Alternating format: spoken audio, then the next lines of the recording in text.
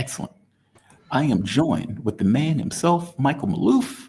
Michael Maloof is a former senior security policy analyst in the Office of Secretary of Defense, author, and regular contributing analyst on RT and other media outlets. He has nearly 30 years of federal service experience in the U.S. Department of Defense.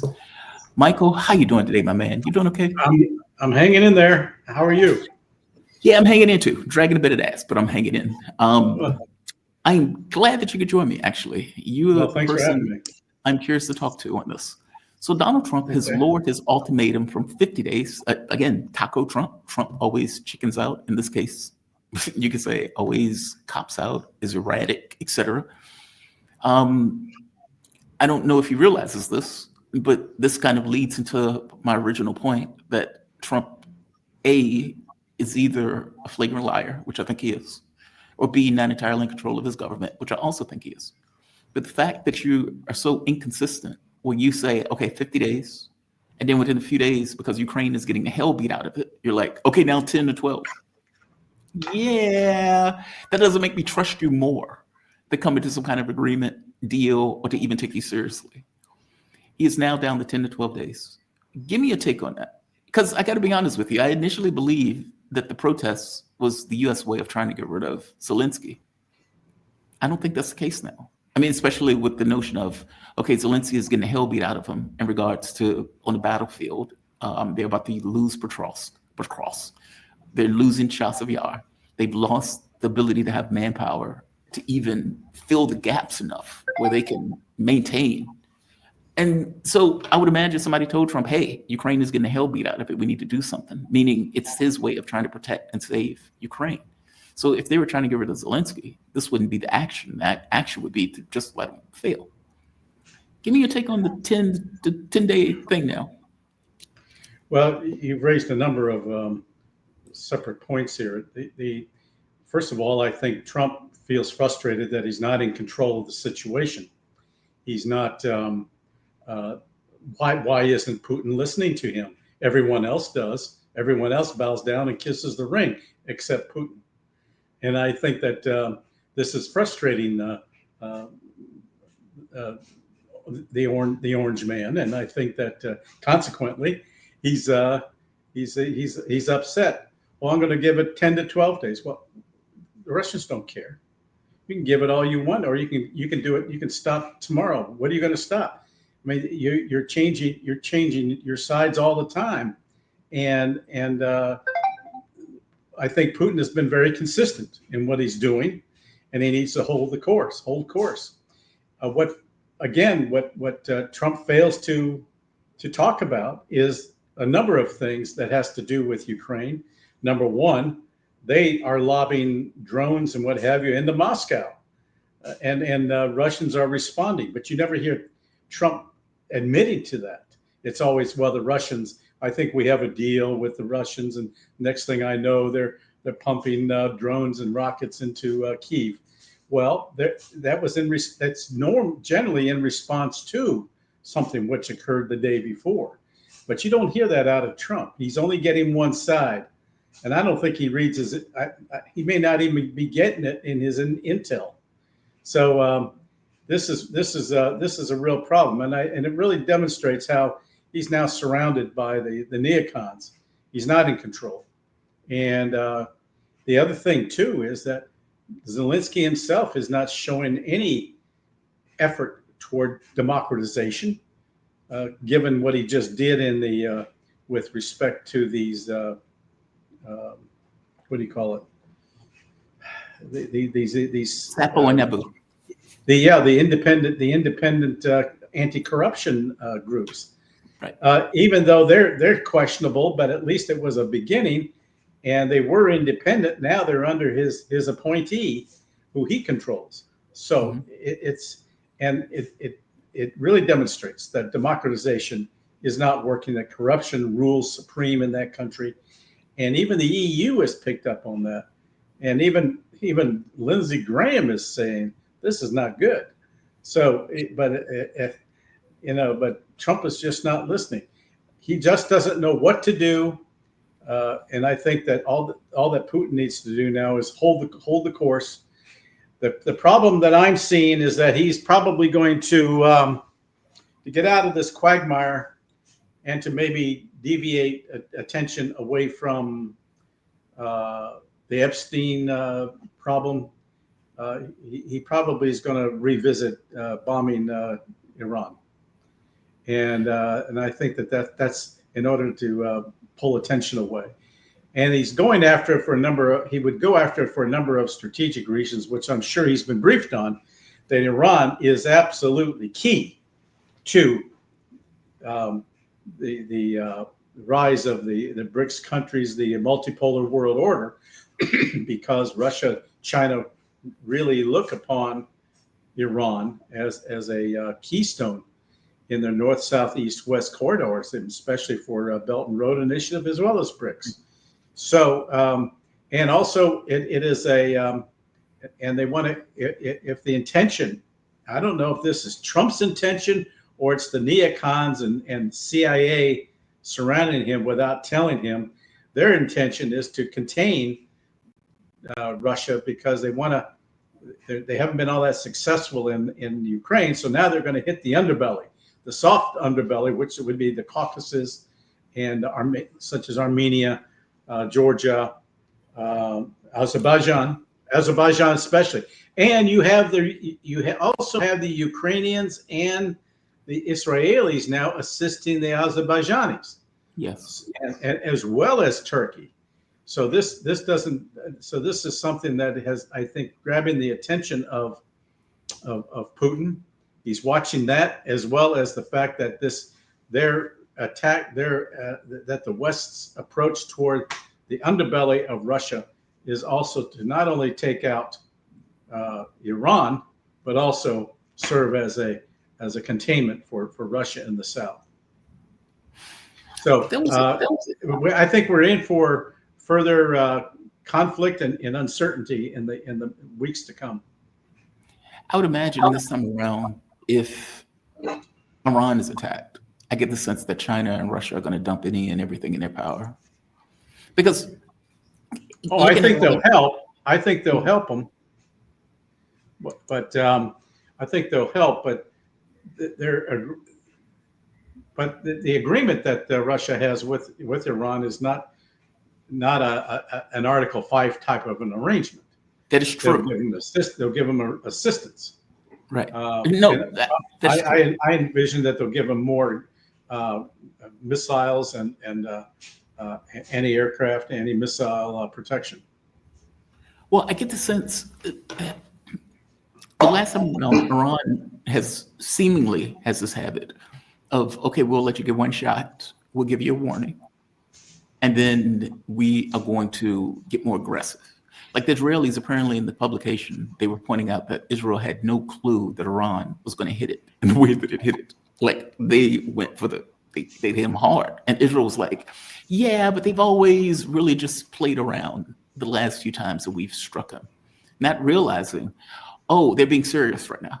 They're going after residential areas in some cases. They're going after our military locations. They know they're military locations. They can hit our military locations. Oh, and our air defense that we were getting from the United States is basically Swiss cheese. Like they had all of these delusions about what they were going to be able to accomplish in the context of the missile strike. I don't think, and give me your take on this, that Iran can allow the United States to just hit it without response. And I don't mean this nonsense response on Al-Udaid base. I mean, to actually respond in a way that is severe. Because otherwise, what do you allow? You effectively allow the U.S. to be able to attack you at will and turning you into Syria or something like that. I mean, but give me your take on that. Well, I think the U.S. should have been starting to clear out those 35 bases we have surrounding Iran. And for that very reason, because even though they were meant to be a deterrence is no longer the issue here. I mean, it's no longer a deterrence. Iran has proven that it will strike out and has that capability. They have not used all their hypersonics, and I think that they're probably building them all the time. And so it's in their underground facilities. So they have a capability, and I think they're just keeping their powder dry. And I think the The Israelis may try, and the U.S. may team up to go after Iran again, but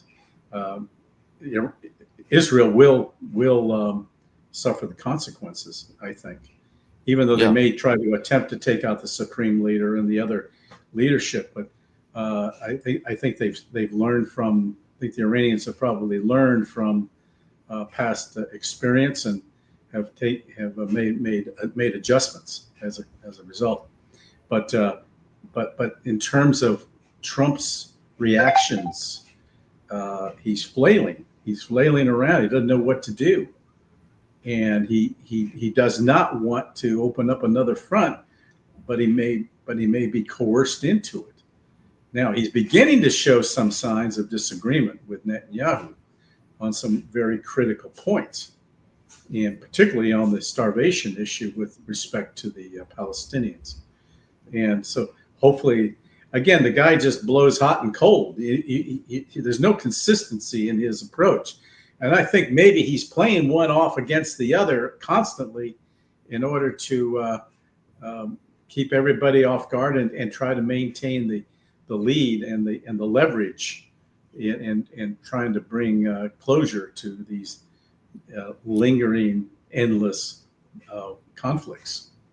Why do you believe he disagrees with Netanyahu? I haven't seen that up to this point. There are a few areas, particularly on the starvation issue. Netanyahu flat out said there was no starvation, and I think too that if he wants to go in and take the Gaza Strip, this launching of the Greater Israel project, as it were, I think that might be a problem. It's not what Trump signed up for, because Yes, it is. Netanyahu really cannot do it without U.S. backing. He just can't do it, and he's already talking about cutting off some armaments once again because of some disagreements. So I think that I'd like to see that division enlarge greatly. I don't believe there's a division.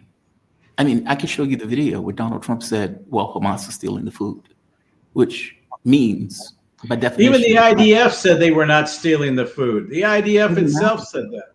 I'm saying it doesn't matter. Trump is the one who is effectively making this argument, where he's like, well, hey, man. Again, it's what we would call a puma. Pulling it out of his, you know what? I know, but if he doesn't have facts. Even the IDF says Hamas is not stealing the food. It's seen, and there is video, and Trump admits now he sees that the Israelis are denying the food, and has been doing so, and will not allow certain things to come in. Now they're talking about annexing portions of Gaza. Yeah. Now is that what he wants? And that means Israel takes over that area, and I don't think that's what was originally in the cards. But Trump, I don't know why you think Trump disagrees. Look, I lived through, so did you, the Joe Biden administration, where Joe Biden, we're working tirelessly to get a deal. Oh, we're trying to get the hostages. We're trying to get food in. We're trying to do this. We're trying to do that. And said it for years. And then what happens? I think it was Channel 4, Channel 14, one of them, comes out with quotes from the Israelis saying, thank God Joe Biden was in office. God was looking down on us when they put Joe Biden in that office. Joe Biden didn't ask us for anything. Joe Biden didn't pressure us for anything. Meaning all of that stuff was for public consumption, not reality. I don't know why you think Trump is different. Trump said he has now seen the pictures of the starving children. Right. He said that. And he says that's not what he was bargaining for. Now, that has made an impression. He said that just yesterday in his news conference with the British Prime Minister. So, I can only go by what he says. But on the other hand, I think that Trump is, again, not in control of things like he thought he would be, and he's not getting anywhere with Putin. I mean, Putin just needs to stay the course. The Russians, there are no sanctions that will work on Russia. They just are not going to work. And in fact, it's made over time. It's made Iran, Russia, and China self-reliant. Yes. If sanctions have actually backfired, it's made them more resilient, more self sufficient, and as a consequence, the weaponization of our economies and the dollar have backfired, and we're seeing that increasingly. And even the BRICS countries are snubbing their noses with these indirect sanctions. They don't care. They'll just work through their alternative financial system that they've now created, and it'll be the quality of goods that come out of the Eurasian economies, which amount to more than the G7 combined, will be more than enough and adequate enough for the developing countries of the world in terms of upgrading them. They don't need the West, although they would like to have the West do investments and what have you. But they can live without it, and they're showing that now because they are resisting. Yeah. What do you make of, there was this axis of resistance at one point: Lebanon, Syria, Iran. Jesus Christ, I'm blanking. But it seems that is flipped on its head, where you have this kind of weird axis of, Sarah was like evil, axis of evil, where you have Israel, Azerbaijan, Ukraine. The axis of resistance still exists.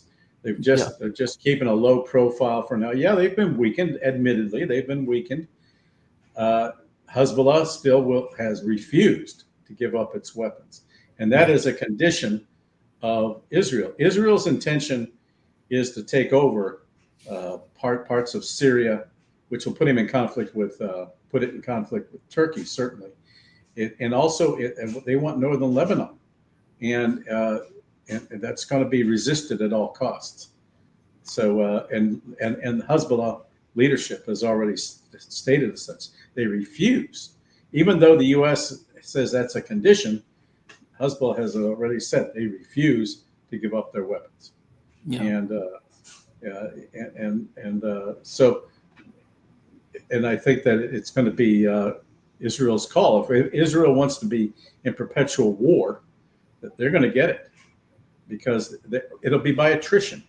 They're weakening their economy. The Israeli economy is going down, down, down, and people, and internally, they're on the verge of a civil war there.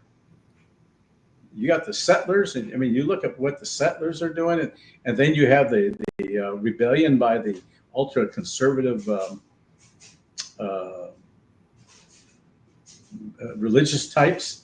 Right. They're rebelling, and because of the draft that's been imposed on them. So Netanyahu's got some serious problems, and it's conceivable that his coalition could walk. He seems to be plowing through, and the U.S. seems to be coming up with these Abraham Accords. The Abraham Accords now are being weaponized by the Israelis. It's no longer. It's no longer coming to an accommodation among the Arab states, and that it's now being weaponized, that it will be on Israeli terms on whether there will be Abraham Accords, and right now, given their expansionist mentality and the Israeli genocide against Palestinians, and I might add against Lebanese and against the Syrians. They've been bombing at will around Damascus. I mean, who does that? I mean, these are sovereign countries, and yet Israelis just feel empowered to do all of this because they can, and no one's stopping them. And this is setting up in one sense a fear, but also a resistance. So and it's not going to go on for much longer. Wait, resistance from who? Eventually, I think Hezbollah will rise up. Oh, I see. If they continue to attack the south, as they've been doing, and the north, because they want the north. Look, because of Israel's relationship with ISIS, which is what is coming out of Syria right now. Syria, right. Lebanon refuses to submit to that.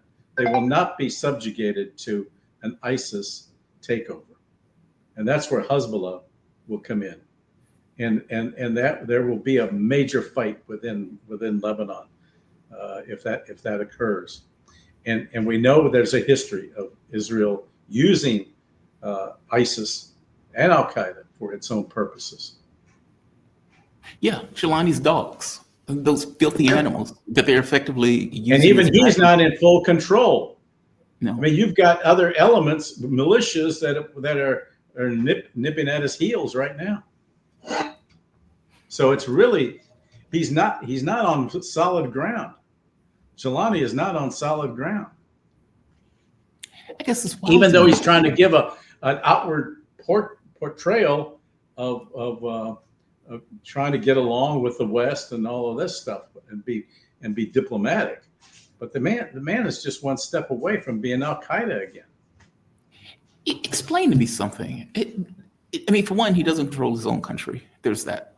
Two, if a foreign government can tell you don't come to the South, then you don't control your own country at that point. No, you're not. And yet, like you would get Bedouins who are asking people, are you Druze? And the person will say Syrian, and the person will say, I didn't ask you that. Meaning you have these kind of ethnic divisions that Jelani is clearly on some level behind.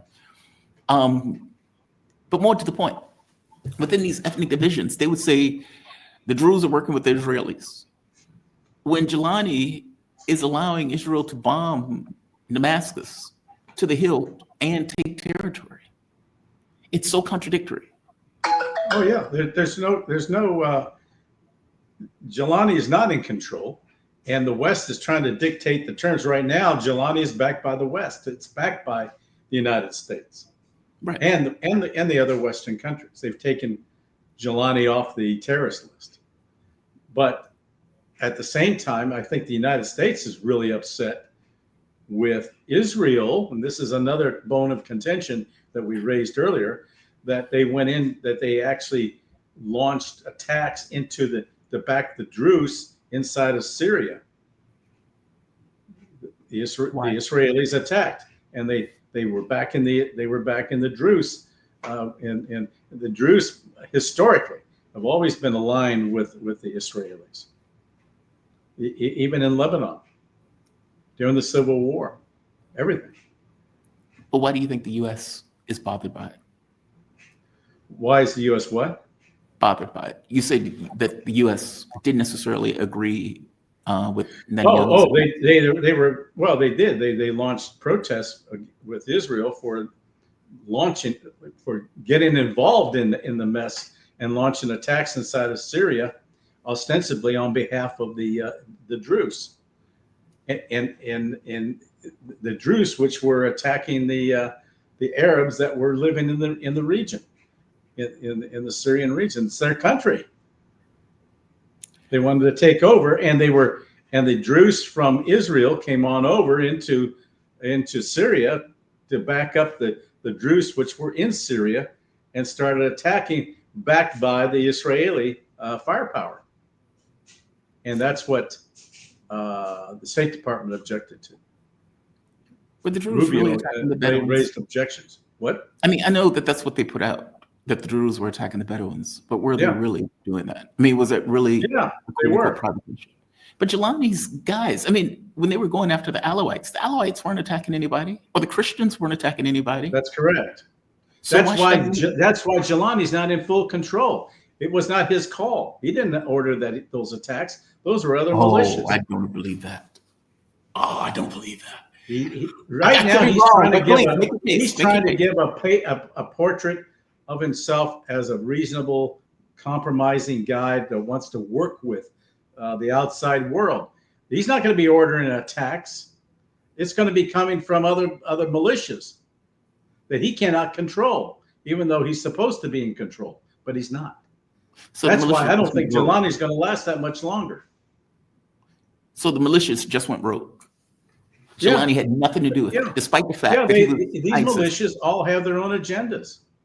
They want to partition Syria. Syria is not going to be what it used to be. It's not going to be united in any way, shape, or form. It's never been. It's never been united. But they're going to be areas of control by different segments. And then you got the Kurds, and then you've got and Jelani wants the Kurds to integrate into the Syrian armed forces. I think that they're resisting, even though they're sort of paying lip service to it, but they're resisting. You got the Turks there who think that they are managing Jelani and his ilk, but it's going to put them in direct conflict with the Israelis. And so I see the Turks and the Israelis coming to loggerheads here pretty soon. Even though over Syria. The Turks have effectively helped the Israelis up to this point. Oh yeah, they've helped them, but the Turks do not want the Israelis coming in and bombing Syria. Right. And that's a major bone of contention with the Turks.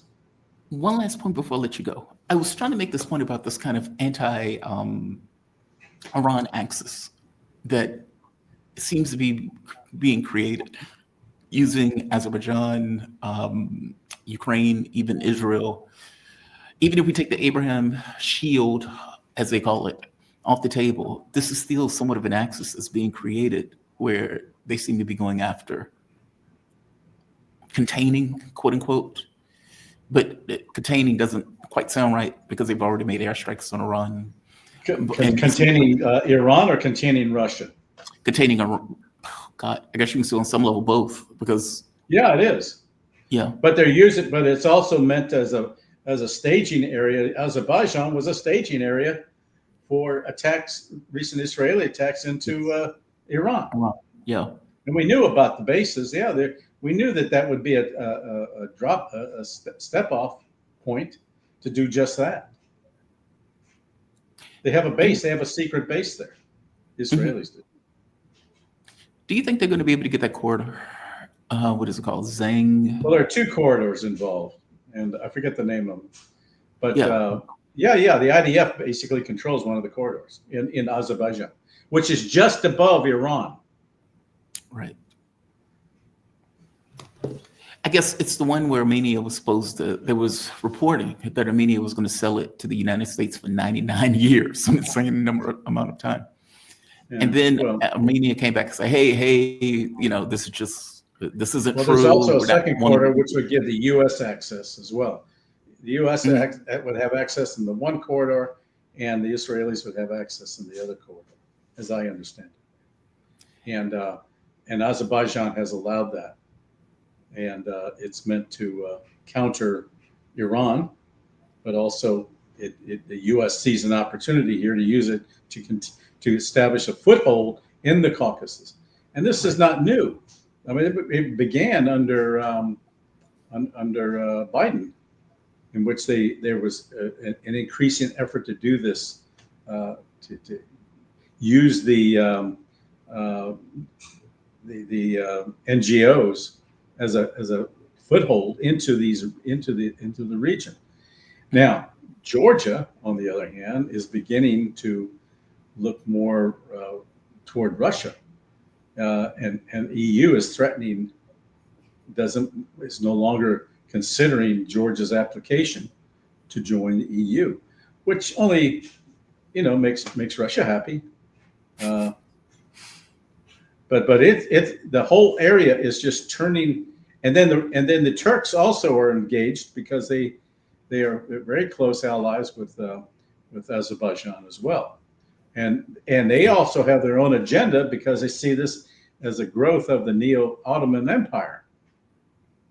So you still have that in contention. Mm-hmm. This is a means of Erdogan spreading Turkic influence through the region once again. And it's ancient. I mean, when I was in Central Asia, and worked out of Central Asia, you can definitely see the Turkish influence in the region. and they want to reestablish that and Yeah. make it much greater. So it just never ends, and we get involved. We don't know how to get out of it. We muddy the waters. We ought to just let them all work out their own issues. We're never going to resolve these issues, and we're always going to be involved militarily, and it's just and it's sapping our strength. It's sapping our ability to do things that we need to do here at home. Yeah. Our infrastructure is falling apart in the United States, and we're worrying about everybody else's, and all they're doing is blowing things up, and then we pay to repair them, and they blow it up again. But there's a pattern that we should have been picking up on and saying, we can't continue to do this, but we never we seem to be doing the same old thing over and over again, hoping for a different outcome, and it's just not happening. Did someone say that that's the very definition of Insanity? Insanity. We're seeing it. Michael, man, I always appreciate these conversations. I really do. Okay. Michael Maloof, he is former senior security policy analyst in the Office of Secretary of Defense, author, and regular contributing analyst on RT and other media outlets. He has nearly 30 years of federal service experience. Thank you for this, my man. I really appreciate it. You be safe. Thank you. Thanks for having me. Absolutely. Have a good one. All right. We have come to the